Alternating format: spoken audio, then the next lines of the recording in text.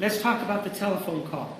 That wasn't new information to you at the time that you spoke to the prosecutor in November of 2012, was it? No. You knew about it, right? Correct. And at that time, isn't it true that you told the prosecutor that the person who actually had tape recorded that conversation was Mr. Alexander? Do you remember telling? That I thought it was. Well, everything can be prefaced with "I think." Wouldn't you agree? I don't have a historical record, much like you have right there, to refer to. I made some verbal mistakes in my interview with you, and I am more than willing to say that. I'm more than willing to say that I misspoke. It is not information I got from Ms. Arias. I looked at it later because of our interview. And what you're saying when you're saying that you made mistakes is that you were not paying attention to detail in this case because you were already in the defendant's camp. It didn't matter to you to pay attention to this stuff. Objection, argument. Sustained.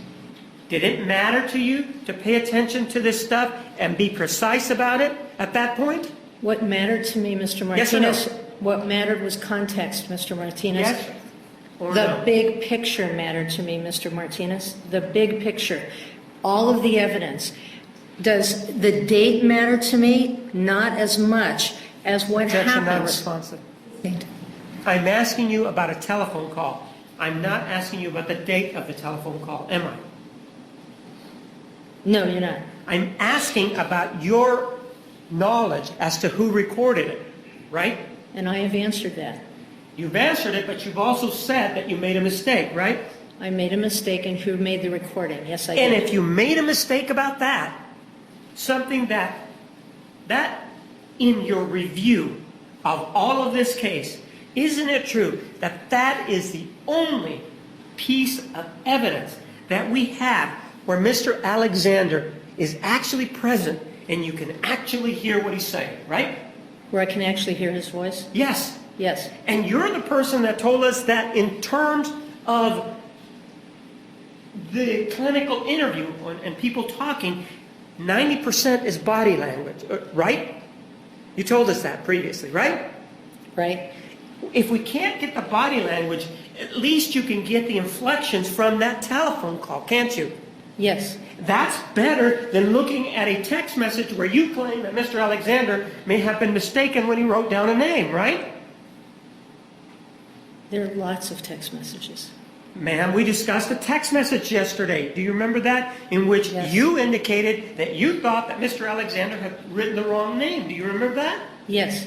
So this telephone call is much better evidence, if you will, because you can see or hear the interaction between the two of them, right?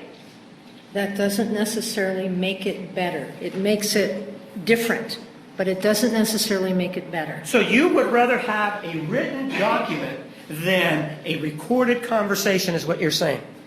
I'm saying that a recorded sex tape does not necessarily have to be accurate, any more accurate, but when you look at a compilation, a lot of text messages, a lot of IMs, a lot of Gmails, that you get a lot more information. I'm not denying that it was important to hear his voice and to hear the exchange.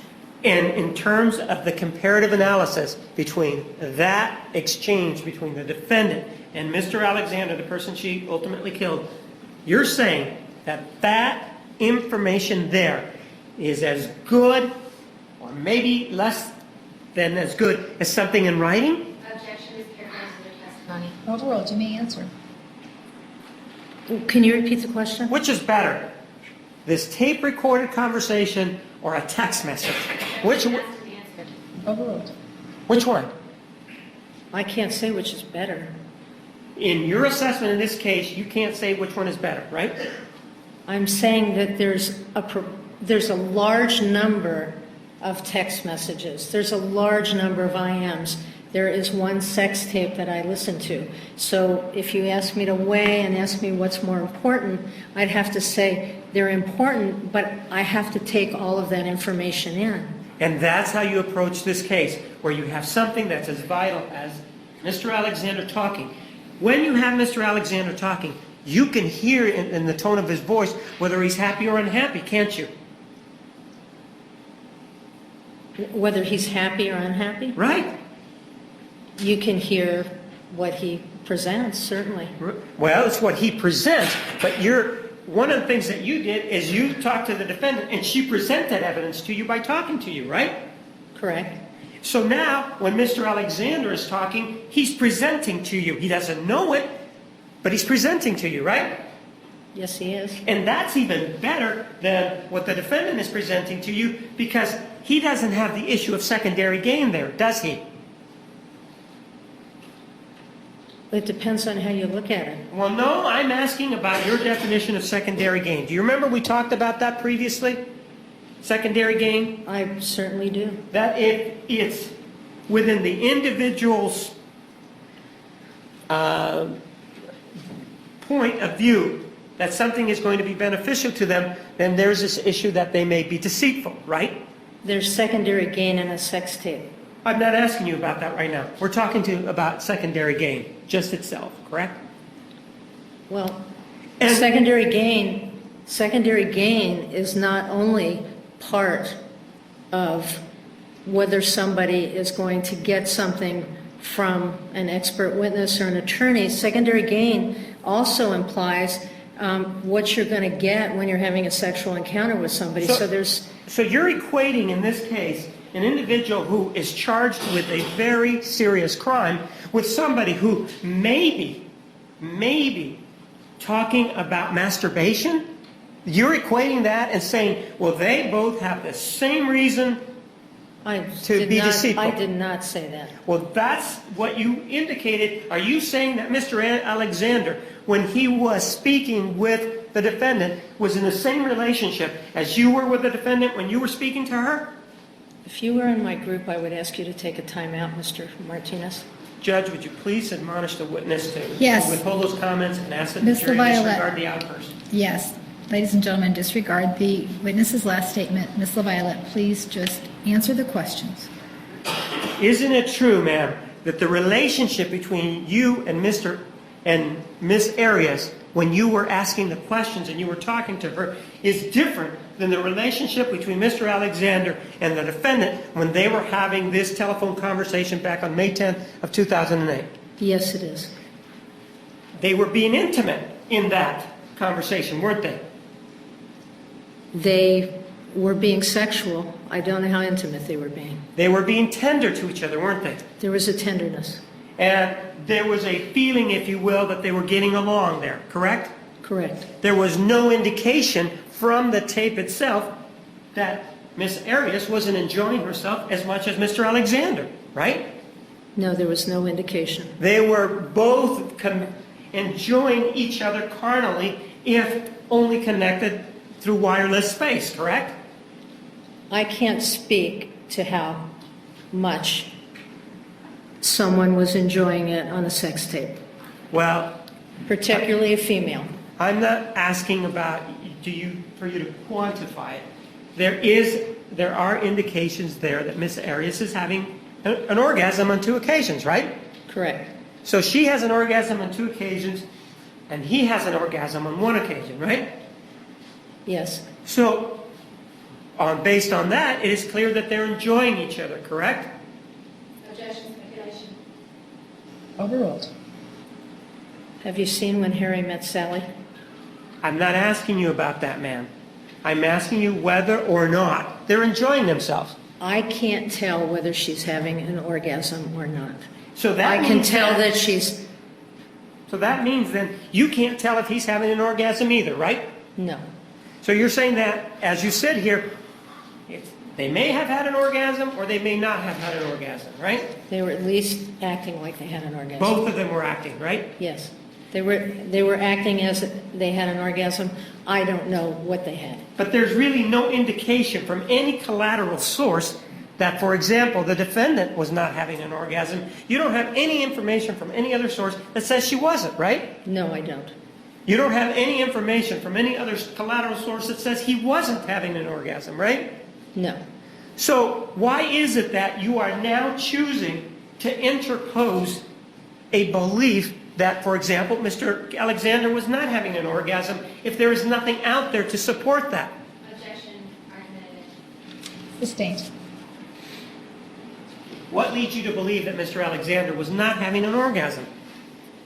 You know, once again, my expertise is in domestic violence, not in orgasms.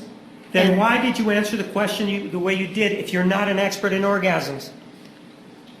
Because you asked me questions so quickly, and I really should stand back and think about them, because those questions are not within the sphere of what I actually was retained to do, which was assess domestic violence. Or it could be that, as you sit out there, you're advocating on behalf of the defendant and you're only presenting things that benefit her. Objection, argumentative.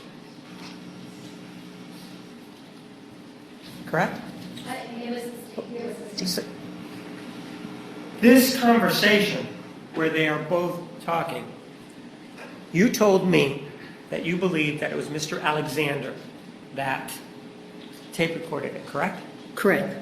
And that's because of your biases and because you were, if you will, in favor of the defendant, that would seem more appropriate to you, correct? No, I just misspoke. You just misspoke, but you had no basis for misspeaking, correct? Probably, I did not. You could have properly said, I don't know, correct? Yes, I could have.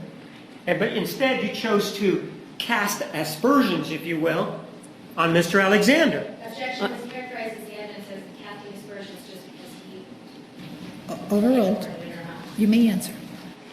I didn't believe that was casting aspersions. I believed that, I didn't believe whoever taped it was a problem. I believed that they were both participating, so I didn't think that was problematic, that he would, whether he did it or whether she did it. Just like the text message before that we discussed that involved the names of those two women. Do you remember that we discussed that yesterday? Yes. Rather than saying, well, it could be that the defendant lied to Mr. Alexander, you immediately went to the fallback position that Mr. Alexander perhaps typed the wrong name. Do you remember telling me that yesterday? Yes.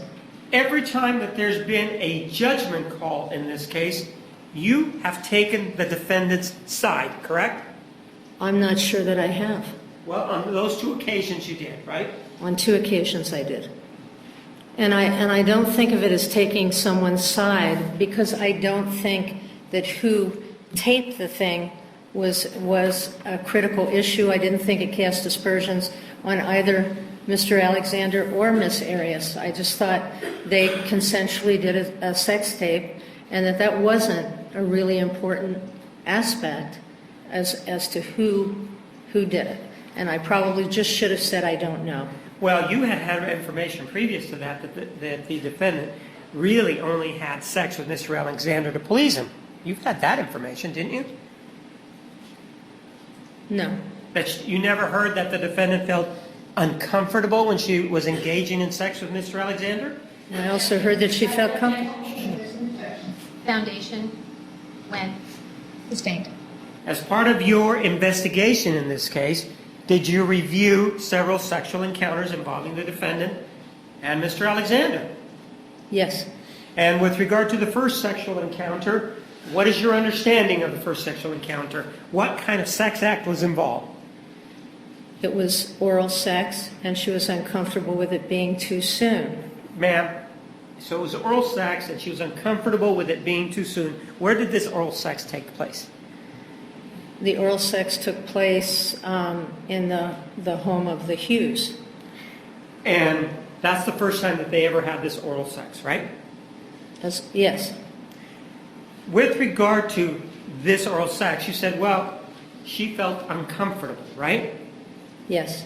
So if we then listen to the tape, was there any indication there that she was uncomfortable with any of the phrases that were being used? Objection is the foundation when the tape was actually made. Approach, please.